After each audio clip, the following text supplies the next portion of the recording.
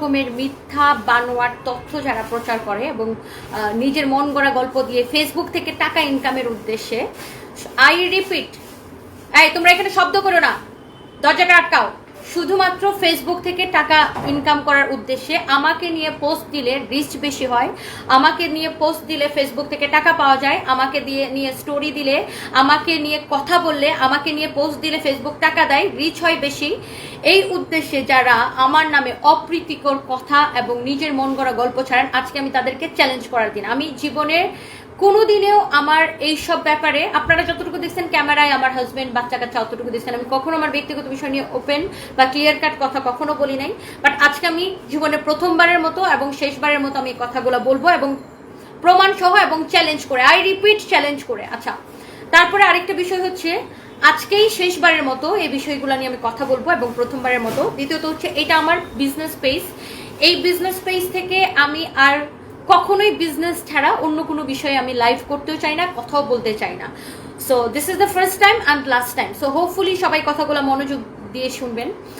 আমাকে নিয়ে প্রথমত হচ্ছে, আমি আজকে যেটা আমাকে খুব মেন্টালি আমি মানে মানসিকভাবে আমি খুব টর্চার্ড ফিল করতেছি, সেটা হচ্ছে যে আমাকে নিয়ে যে একটা মহিলা আছে যে রেগুলার আমাকে নিয়ে পোস্ট দেয়, তিনি খুব সম্ভবত লন্ডনে থাকেন, ওনার নাম হচ্ছে নাহিদ সুলতানা বা রত্না আক্তার সামথিং, আমি জানিও না ওনাকে, আমি চিনিও না। বাট আপনার যদি ওনার আইডিটা একটু ঘেটে দেখবেন, উনি সারাক্ষণ মানুষকে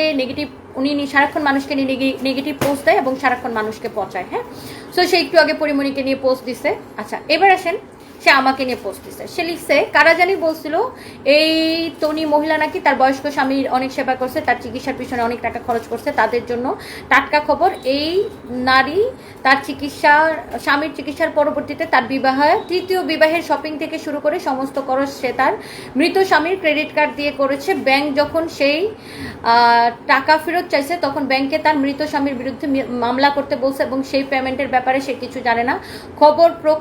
খবরে প্রকাশ এসব সে নাকি ইবিএল ব্যাংকের ক্রেডিট কার্ড দিয়ে করেছে। যদি এই খবর সত্যি হয় তাহলে বলতে হয় এই মহিলার কাছে পৃথিবীর সব দান্দাবাজরা ফেল মারবে, জেনুইন ধোকাবাজ। ওকে ডিয়ার নাহিদ সুলতানা, আমি আপনাকে নিয়ে একটাও খারাপ কথা বলতে চাই না, বাট আমি আপনাকে চ্যালেঞ্জ করলাম। আপনি তো লন্ডনে থাকেন, আপনি কি করেন আমি জানিও না, আমি আপনার লাইফ নিয়ে ইন্টারেস্টেডও না। আচ্ছা, উনি সারাক্ষণই মানুষকে নিয়ে, আমি একটু মহিলা কি করে সেটা আপনারা একটু দেখতেই পারবেন। এই যে দেখেন, এক শাকিব খান ও বুবলিকে নিয়ে ভিডিও বানাইছে। হ্যাঁ, তারপরে ওনার কাজই হচ্ছে যে মানুষকে নিয়ে ভিডিও বানানো। আমি একটু ওনার পেজে যাই, এই যে যেমন ধরেন এর আগে পোস্ট করছে শাবনূর আর ইয়াকে নিয়ে, এর আগের পোস্ট আবার আমাকে নিয়ে, মানে ওনার কাজই হচ্ছে অন্য মানুষকে নিয়ে পোস্ট দেওয়া। দেখছেন, উনি লিখছে, যদিও ভাবছিলাম ওনাকে নিয়ে আর পোস্ট দিব না, তবুও দিলাম। যদিও ভাবছিলেন পোস্ট দিবেন না, কিন্তু আপনি দিচ্ছেন। কেন দিচ্ছেন? কারণ আমাকে নিয়ে পোস্ট দিলে ফেসবুক আপনাকে টাকা দেয়। আচ্ছা, কারণ একটা প্রশ্ন আমার মনে ঘুরপাক কাছে, সেটা হলো এই যে উনার স্বামীকে কেউ বুড়া বেটা বললে উনি তেরে আসতেন, কমেন্টকারীদের তীক্ষ্ণ জবাব দিতেন, ধুয়ে দিতেন, কিন্তু উনার বর্তমান স্বামীকে সবাই ফ্রড চিটার বললে আমি কিছু বলি না কেন। হ্যাঁ, স্বামীকে গ্রহণ করেছেন, তবে কি ইনি জেনে শুনে স্বামীকে গ্রহণ করেছেন এবং উনার তৃতীয় স্বামীর ঘটনা এতটাই সত্যি যে উনি আসলে বলার মুখ নাই। আচ্ছা, এই মহিলা সারাক্ষণেই অন্য মানুষকে নিয়ে পোস্ট দিতে থাকে। আমি একটু তার প্রোফাইলটা যদি আরো ঘেটে দেখেন, এই যে দেখেন, তার কাজই হচ্ছে অন্য মানুষকে নিয়ে পোস্ট দেওয়া, রিচ বাড়ানো এবং হচ্ছে যে ফেসবুক থেকে টাকা ইনকাম করা। এনার মতো এরকম বহু মানুষ আছে যাদের কাজ হচ্ছে এরকম, মানে এখন তো এরকম শত শত মানুষ আছে যারা ফেসবুকে, যারা হচ্ছে শুধুমাত্র অন্য মানুষকে নিয়ে বাজে কথা বলে পোস্ট দেয় এবং পোস্টের বিনিময়ে ফেসবুক থেকে টাকা পায়। ওকে, আজকে আমি একটু এই যে পোস্টটা দিছে ইবিএল এর, এবং আমি এই বিষয়গুলো আমার কাছে মনে হয় আমার একটু ক্লিয়ার করা উচিত। সো আমি আসলে প্রচন্ড বিরক্ত। আমি আসলে আমার এই ব্যক্তিগত জীবনগুলো নিয়ে আমি কখনোই কথা বলি নাই।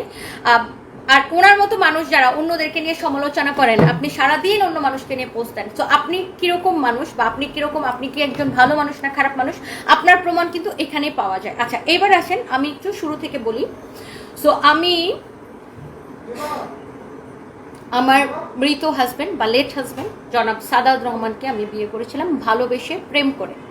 উনার থেকে আমি আবারও বলতেছি, তার থেকে আমি একটা পয়সাও নেই নাই এবং তার থেকে কোনো সম্পত্তি আমি বা আমার ছেলে সারফরাজ পায় নাই।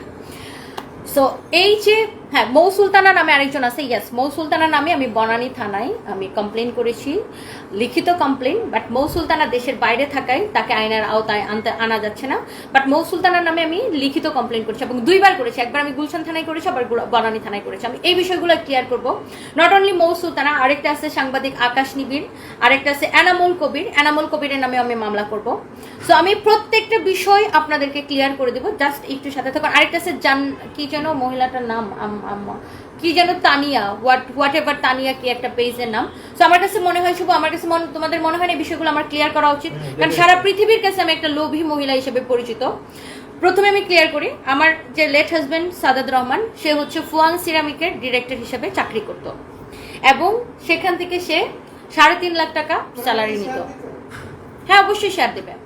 সেখান থেকে সে 3.5 লাখ টাকা বেতন পাইতো এবং আমি যখন তার সাথে আমার যখন পরিচয় বিয়ে, তখন আমি নিজেও কিন্তু কাজ করি এবং ইনকাম করি। সো আমার সবসময় আমার মধ্যে একটা মানে আমার বাবা এই জিনিসটা আমার মধ্যে দিছে যে আমাদেরকে কাজ করতে হবে, পড়াশোনা শুধু করলে হবে না, পড়াশোনা শেষ করে কাজ করতে হবে। এই জিনিসটা আমার বাবাই আমাদের মধ্যে দিছে, আমার সব ভাই বোনের মধ্যে। আমার বোনও কিন্তু তার পড়াশোনা শেষ করে কাজ শুরু করছে।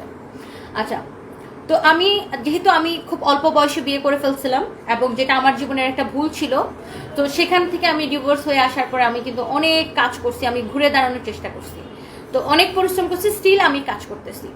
আচ্ছা, তো আমি যখন আমার লেট হাজব্যান্ড সাদাত রহমানকে যখন বিয়ে করি, সে তখন ফুয়াং সিরামিকের ডিরেক্টর এবং তাদের আরও একটা কোম্পানি, সে এমডি ছিল ওই একই মালিকের, সেম গ্রুপের আরেকটা কোম্পানি রংপুর ডিস্টিলারিজ, রংপুর ডিস্টিলারিজেরও এমডি ছিল। But Rangpur distilleries somehow run করতেছিল না, তাদের কিছু মানে গভর্নমেন্টের সাথে কিছু ইস্যু ছিল এবং আরও কি তাদের ইন্টারনাল সমস্যা ছিল, আমি জানি না। তো আমি যেটা জানতে পারি, আমার হাজব্যান্ড যেদিন অসুস্থ হয় 4ই অক্টোবর, আই রিপিট, আমার লেট হাজব্যান্ড যেদিন অসুস্থ হয় 4ই অক্টোবর 2024, তার আগের দিন এই রংপুর ডিস্টিলারিজ নিয়ে তার একটা উত্তরাতে একটা মিটিং ছিল বাংলাদেশের একজন বিএনপির একজন খুব বড় একজন লোকের সাথে। কারণ রংপুর ডিস্টিলারিজটা তারা হ্যান্ড ওভার করে নিচ্ছে এবং এই রংপুর ডিস্টিলারিজের নামে কয়েক কোটি টাকা লোন আছে, যেটা কিনা কোম্পানির লোন। এবং যেহেতু আমার লেট হাজব্যান্ড এটার পেইড এমডি ছিল এবং সে এটার সিগনেটরি ছিল, তার সিগনেচার ছিল ওখানে, গ্যারান্টার ছিল সে, সো ওই লোনের প্রেশারটা তার উপরে ছিল। এবং যেটা আমি তার কোম্পানি থেকে জানতে পারি, ফুয়াং সিরামিক থেকে, যে সেই কারণে প্রচন্ড মানসিক টেনশনে ছিল, যেটার কারণে হয়তোবা সে স্ট্রোক করে থাকতে পারে। এবং আমি এই যাবৎকালে আমার তার সংসার জীবনের আমি আর সে 7 বছর একসাথে ছিলাম, কখনোই তার অফিসিয়াল ব্যাপারে সে আমার সাথে কখনোই খোলামেলা কথা বলতো না এবং আমিও আমার প্রফেশনাল ব্যাপারে তার সাথে বাসায় যে কথা বলতাম না।